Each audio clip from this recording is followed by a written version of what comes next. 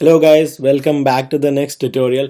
In today's tutorial, we're gonna talk about the timing events that JavaScript can help us with them, and it can actually help us execute the code at specified amount of time. So sounds pretty interesting, right? And let's talk it in detail about this thing. So what that is, what JavaScript does is it provides us two inbuilt functions that can help us execute the code at the specified amount of time, and it can actually help us repeat the code as well. So let's say I want to execute a code every 10 seconds or maybe every 1 second. I can use it, the functions provided by JavaScript, and I can do that every second. I can call a function, I can repeat the code. And let's say I want to execute the code, maybe I just loaded my page and I want to repeat the code after maybe 10 seconds of the page load, and I only want to do it once. I can do that as well. So what JavaScript does is there are two functions. First is set interval, which actually executes a function repeatedly at specified time interval, and time is always in milliseconds. So when we repeat a function, any function repeatedly, it will execute again and again at this specified time interval. The second function is set timeout, which waits for the specified amount of time, that is in milliseconds again, right? And then executes the function only once. So let's talk about where you guys might have seen those things. So this is a very common example, the set interval. At a lot of websites you guys might have seen some watches, right? Digital watches running the time again and again, all the seconds popping up, right? That's the very common example of this set interval, and we're gonna also do the same thing here. And where you guys might have seen the set timeout is these days in a lot of websites, when we go after page load of maybe 5 or 10 seconds, sometimes there shows a pop-up of do you guys want to take the survey, right? That only shows once. We can click cancel or we can take the survey, right? And sometimes there are websites which say do you want to subscribe to us for future emails. So that also pop-up shows up sometimes after like 5-10 seconds of the page load. So those are the places people are using it, and we can use these things to call the function once after some amount of time, or maybe call a function repeatedly. Either way, repeatedly or only once, we can do that. So let's take a look at the first one at the first. So this is set interval function. What I'm doing is a variable called watch. I'm getting the date object, and in the span with id current 1, I'm printing watch dot to time string. So it's just gonna print the current time. So let's say set interval function. If I call it and reload the page, it shows me the current time, right? So that's what it does. If I reload it, it shows me the current time. But what if I want to execute it again and again? I want to make it a watch.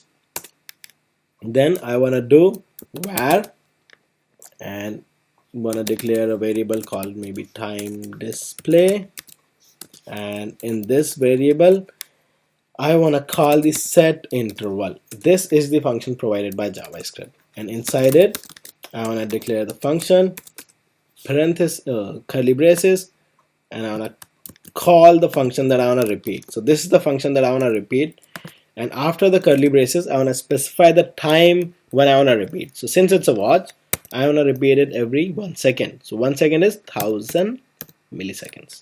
Pretty cool, right? This is done. That's pretty much it that we want to do, nothing else. So when we do that, we save the page and reload the page here. Just notice guys, this is a watch now, right? This is a watch. It's running, seconds are going on, every second it's calling the function and it's printing the date. That's it. Pretty good, right? And this is so simple to implement in JavaScript, and it's very dynamic. That's what I like about JavaScript. And since we have something to do, then every time there is something we can do to undo the thing that we did, right? So if we are executing some interval function, there must be a way to stop the execution, right? So let's go to that part. So how we can stop the execution. So for that I've created a button here, stopwatch. Stop, not the stopwatch, it's stop the watch. So on click we have it empty right now. So there's a function provided by JavaScript called clear interval, and this actually clears the set interval function, whatever it's set. So inside the parentheses, we need to pass the object that we want to clear, the variable. So what we want to clear right now is this function, right? And this is stored in this is assigned to the time display variable. So we pass this to as an argument to this function, save it, and now reload the page. And when we reload the page, now the watch is running, and if I say stop the watch, then it should just stop it. Did you guys notice? The watch is stopped. So this clear interval function provides us the capability to stop the set interval function.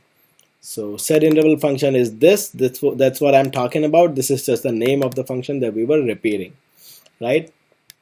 So now let's go to set timeout.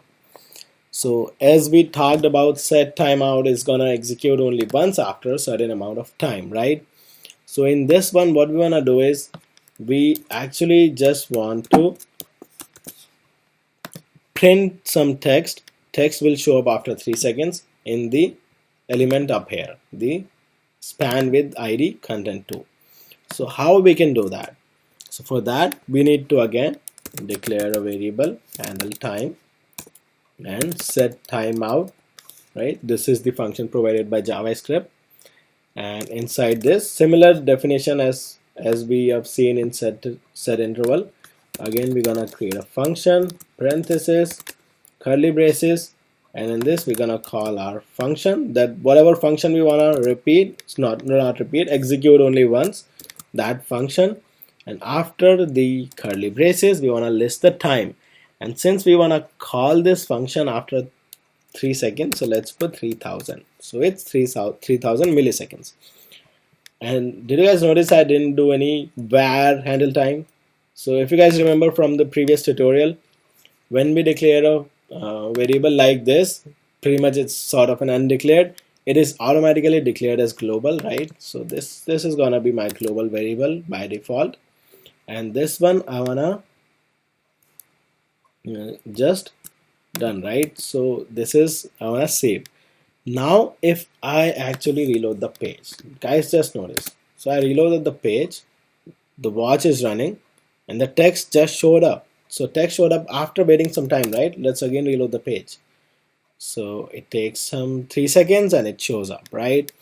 So that's what I was talking about. We can change the time here and the text will show up after that time. So what it's doing is this set timeout function is calling my set timeout function, the one that I declared here, after the time interval that's specified, right?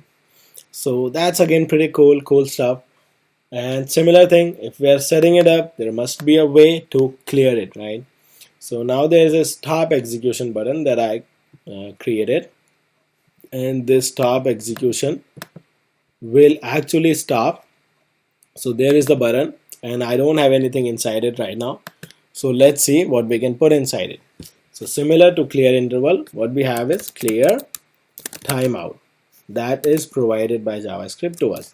And inside it, what we pass is again the variable. So handle time. So let's save the page, and this time after saving it, reload this page. So the this thing showed up. Okay, so we got late. Actually, one thing very important, I just started talking about the watch. We don't care about the watch here. We have to click on the stop execution before the execution. That's only the time when we can actually stop the execution. Otherwise, if it's only done once, so if it's done, right?